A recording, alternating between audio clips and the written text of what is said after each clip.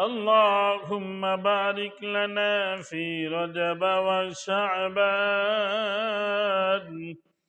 وبلغنا رمضان. وقال شاعر اگر ایک سرمایہ برتر فنم، اگر ایک سرمایہ برتر فنم، فروغ تجلی بسوزد فرام. جنت دو جگ سے یا رب، جنت دو جگ سے یا رب کیا کرا، آرزو ہے میں تجھے دیکھا کرا. صدق اللہ العظیم. আলহামদুলিল্লাহ, আল্লাহ পাকের মেহেরবানি যে মহান আল্লাহ তাআলা আমাকে আপনাদেরকে সুস্থতার মতো বড় নিয়ামত দান করে 27শে রজব আজকে আল্লাহ তাআলা পবিত্র জুমার দিন, শ্রেষ্ঠ দিন, দোয়া কবুলের দিন, আল্লাহর হুকুম পালন করুণার্থে আল্লাহর ঘর জান্নাতের বাগানে আসার এবং বসবার যে মহান আল্লাহ তাআলা তৌফিক দান করলেন, ইয়া আল্লাহ তাআলার দরবারে শুকরিয়া আদায় করি, জবান খুলে সকলে বলি আলহামদুলিল্লাহ। আর একটু জোরে বলি আলহামদুলিল্লাহ। লক্ষ কোটি দরুদ ও সালাম ওই মহামানবের প্রতি যে নবীকে সৃষ্টি না করলে বিশাল খুঁটিবিহীন 7টি আসমান, জমিন, গাছপালা, তরুলতা, জিন, ইনসান, পৃথিবীর কোন বস্তুকে সৃষ্টি করা হতো না। এ নবীর ওসিলা করে আল্লাহ তাআলা আসমান জমিন বানাইলেন। শ্রেষ্ঠ নবীর শ্রেষ্ঠ উম্মত হিসাবে আল্লাহ আমাদেরকে কবুল করলেন। এই রজবে 27শে রজব আল্লাহ তিনার হাবিব দোস্তকে নিয়ে মেরাজ করাইছেন। এমন অনেক নবীর উম্মত হয়েছি যা অন্যান্য নবীর উম্মতের সৌভাগ্য হয়নি। আল্লাহ এত মর্যাদা দিয়েছেন, এ নবীর প্রতি দরুদ শরীফ প্রেরণ করি, সকলে বলি সাল্লাল্লাহু আলাইহি ওয়াসাল্লাম। তো আলহামদুলিল্লাহ, আজকে মেরাজ সম্পর্কে আলোচনা আমরা মনোযোগ দিয়ে শুনবো। আমাদের জন্য শিক্ষণীয় বিষয় কি কি? 1 নম্বর আলোচনা হলো কোরআনের দলিল। কোরআনের মধ্যে মেরাজের দলিল আছে। এরপরে হাদিস সিরিয়াল অনুযায়ী ইনশাআল্লাহ কয়েকটি বিষয় আলোচনা করলে আমাদের নবী যে আল্লাহর সঙ্গে দিদার করছেন, মেরাজ করছেন, সব ইতিহাসটা আমাদের জেহনে চলে আসবে ইনশাআল্লাহ।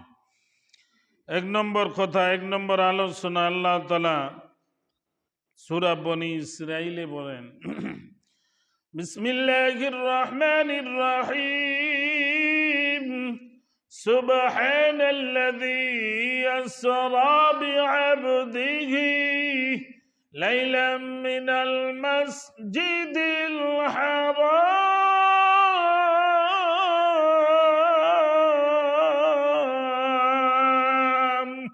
আল্লাহু আকবার বলেন।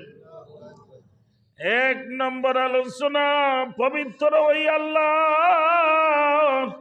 সুবহান বামান, আল্লাহ পবিত্র। দুনিয়ার জমিনে কোন বান্দা বান্দি যখন বলে সুবহানাল্লাহ, মেরে আল্লাহ পাক হায়, আল্লাহ বলেন আমার বান্দা আমি আল্লাহ তোমাকেও পবিত্র বানিয়ে দিলাম। সুবহানাল্লাহ। সুবহানাল্লাযী, ওই আল্লাহ আসরা, যে আল্লাহ আসরা করাইছেন, বিআবদিহি, তিনার বান্দাকে। আল্লাহ বলেন আমার বান্দাকে আমি মেরাজ করাইছি, এর আসরা করাইছি। আসরা বলা হয় বাইতুল্লাহর থেকে বাইতুল মুকদ্দাসে বরাকের উপর আরোহণ করার নাম বলা হয় আসরা। ওই আল্লাহ যিনি আসরা করাইছেন বিআবদিহি, তিনার বান্দাকে, লাইলাম মিনাল মসজিদিল হারাম, মসজিদে হারাম থেকে লাইলাম মানে এক রাত্রে, একটা সময়ের ভিতর, এশারের পরের ঘটনা। এই রাতের বেলায় আল্লাহর হাবিবকে আল্লাহ তাআলা মিনাল মসজিদিল হারাম, মসজিদে হারাম থেকে ইলাল মসজিদিল আকসা, বাইতুল মুকদ্দাস পর্যন্ত সফর করাইছেন। এর নাম ইসরা বলা হয়, ইসরা বলা হয়। আল্লাহ তাআলা বলেন, আল্লাযী বারাকনা হাওলাহু লিনুরিয়াহু মিন আয়াতিনা। বাইতুল্লাহর চতুর্দিকে আশেপাশে অনেক নিদর্শন, অনেক বরকত রাখছি। পৃথিবীর যে জায়গা থেকে যে মানুষগুলি আল্লাহর ঘর কাবা শরীফের সামনে হাজিরা দেয়, আল্লাহ তাআলা তাদের জিন্দেগির গুনাহগুলি আল্লাহ মাফ করে দেন। এই কাবা শরীফের এক ওয়ালের মধ্যে হাজারে আসওয়াদ মিনাল জান্নাহ, জান্নাত থেকে আসা দুধের চেয়েও সাদা হাজারে আসওয়াদ নামে একটা পাথর আছে। এই পাথরটার শক্তি হলো কিয়ামত পর্যন্ত যতগুলি মানুষ কাবা শরীফের সামনে হাজিরা দিবে, চুম্বন করবে, এই পাথরটা বান্দা বান্দির জিন্দেগির গুনাহগুলি আল্লাহ টাইনা নিজের ভিতর ঢুকাইয়া বান্দাগুলিরে পবিত্র বানিয়ে দেন। সুবহানাল্লাহ, জোরে বলি সুবহানাল্লাহ।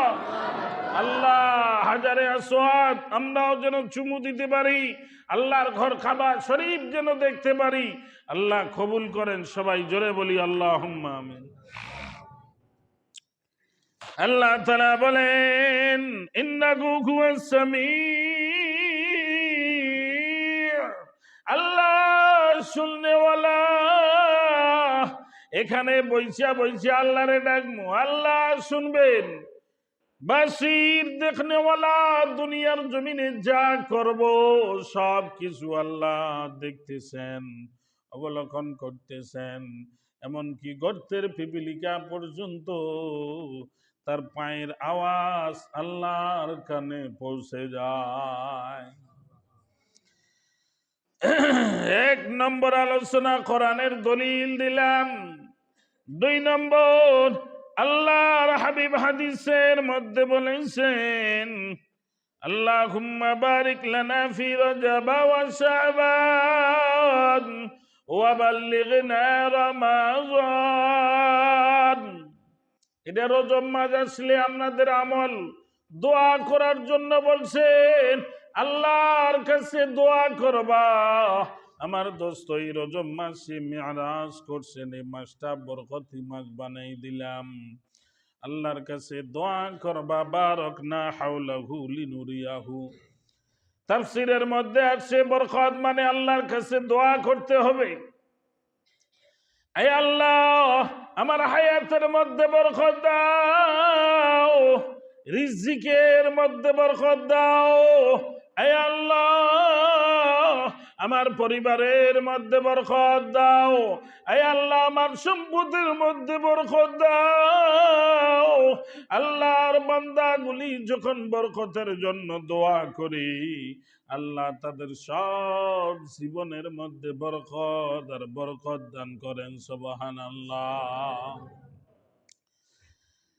হাদিসের মধ্যে আছে এরপরে ইতিহাস, আল্লাহ তিনের হাবিবকে মেরাজ কেন করাইলেন? তায়েফের ময়দানে আল্লাহ নবীরে তো কষ্ট দিয়েছিলেন, উহুদের ময়দানে দান মোবারক শহীদ করছেন, তাইফের ময়দানে কষ্ট করছেন। কাফেরেরা তো কষ্ট দিয়েছেন, পাথরগুলি ভাঙ্গা ভাঙ্গা ধারালো বানাইছেন। যুবকগুলিরে বেগে কইরা বলেন, মুহাম্মদ তাইফে যখন আসবা তার শরীরে আঘাত করবা।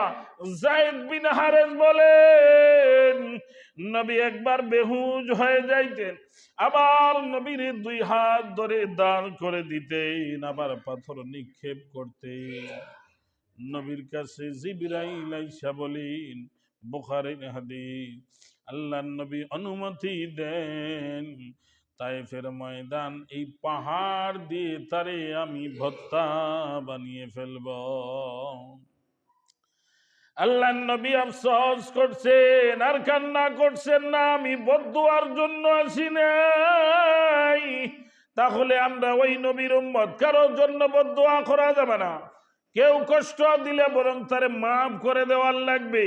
নবীর একটা গুণ, একটা আখলাক আর চরিত্র নিজের ভিতর যদি আমরা ফিট করতে পারি, আল্লাহ তাআলা নবীর আদর্শের বিনিময় জান্নাতের মেহমান বানিয়ে দিবেন। সুবহানাল্লাহ। নবী আল্লাহ এত কষ্ট করেছেন, বলছেন আল্লাহ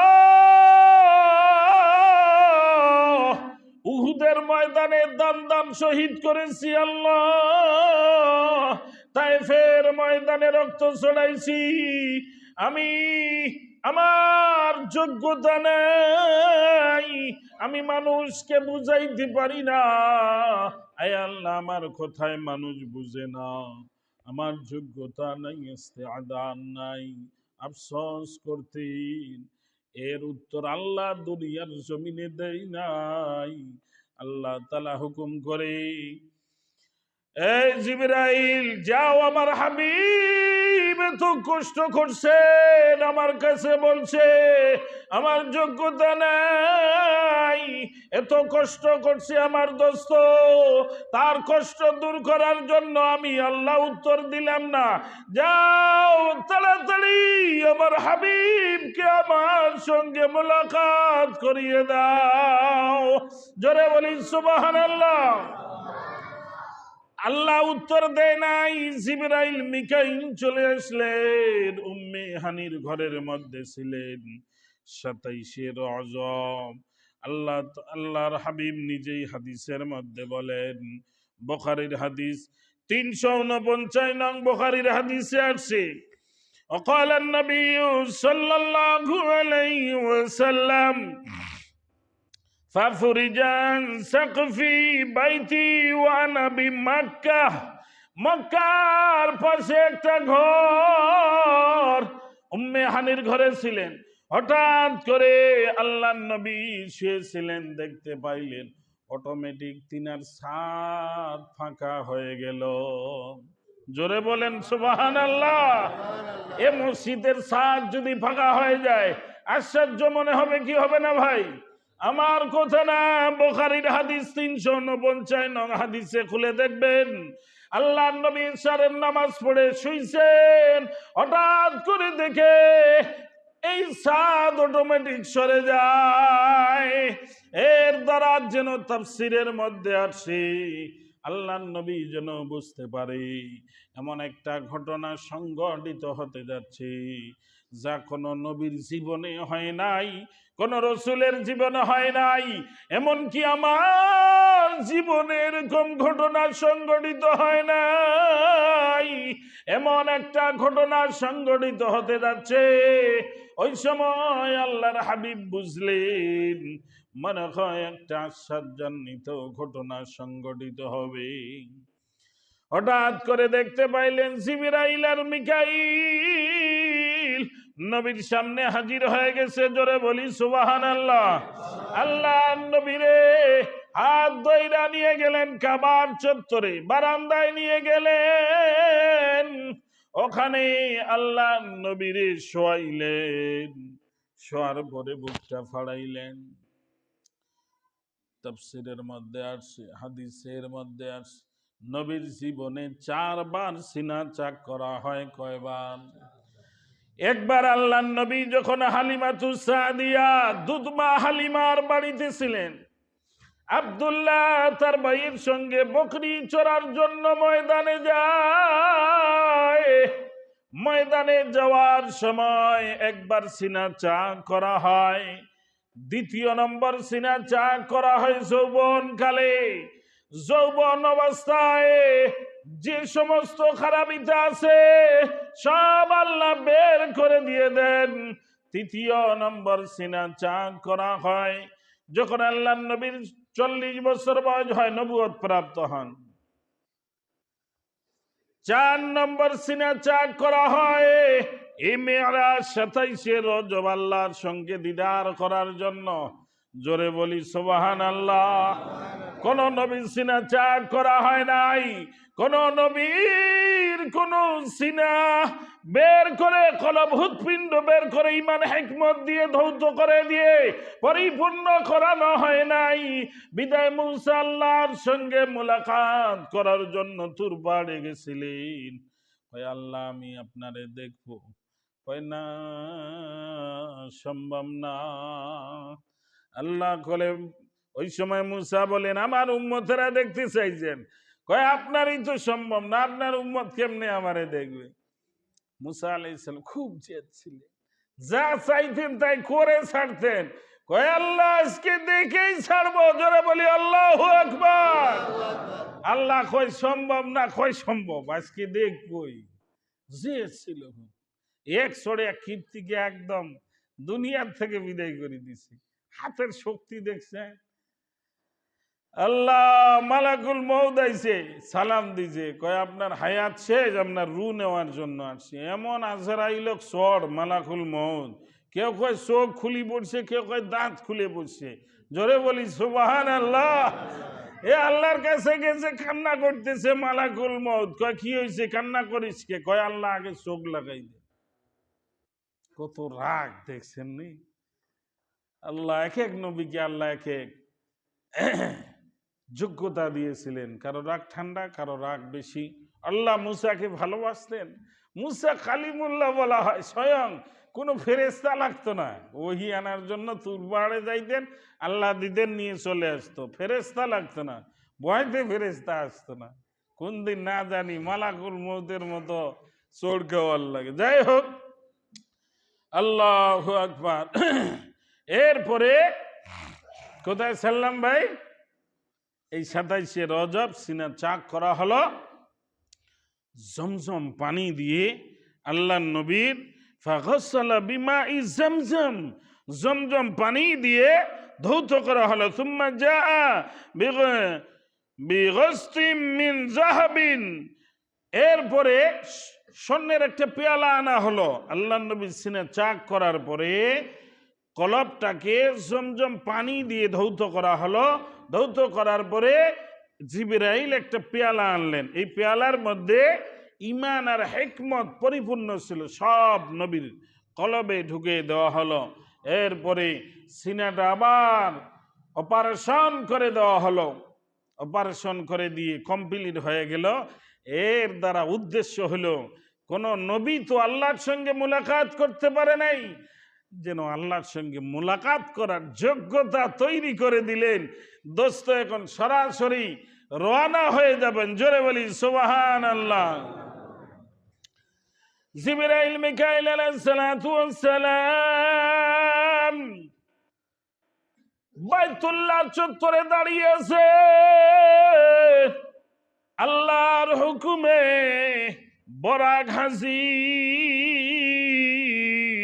বরাক হাজির হয়ে গেলেন। রাআইতু বিল বরাক, আল্লাহ নবী দেখতে পাইলেন তার সামনে বরাক দাঁড়িয়ে আছে। বরাক ভয়তে কাঁপতে কাঁপতে ঘেমে গেলেন।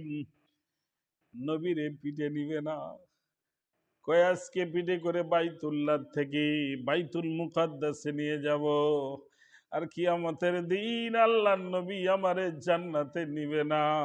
তার খায়েশ কিয়ামতের দিন আল্লাহ তাআলা আল্লাহর হাবিবের মাধ্যমে বরাক জান্নাতে যাবে, এটাই চাইতেছেন। বরাক লাফালাফি শুরু করে দিলেন। জিবরাইল কয় তোমার পিঠে কে আরোহণ করবে তুমি কি জানো? কয় জানি।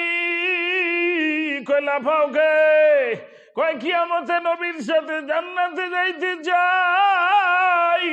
আল্লাহ নবী বললেন আমার সাথে জান্নাতে থাকবা। জোরে বলি সুবহানাল্লাহ।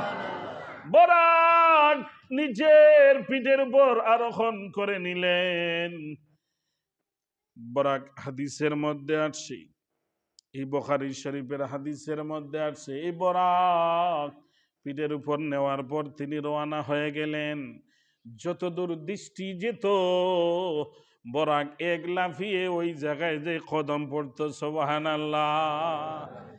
মানুষ প্রথম আসমানে দেখতে পারি, তাহলে এত দূর দৃষ্টি মনে করে যত দূর দেখতে পারতো ওই জায়গায় তার একটা কদম ছিল। কত দ্রুত গেছেন। যাওয়ার সময় অনেক ইতিহাস। আল্লাহ নবী জান্নাত দেখেছেন, জাহান্নাম দেখেছেন। ভাইজান, জাহান্নামের কি করুণ ইতিহাস।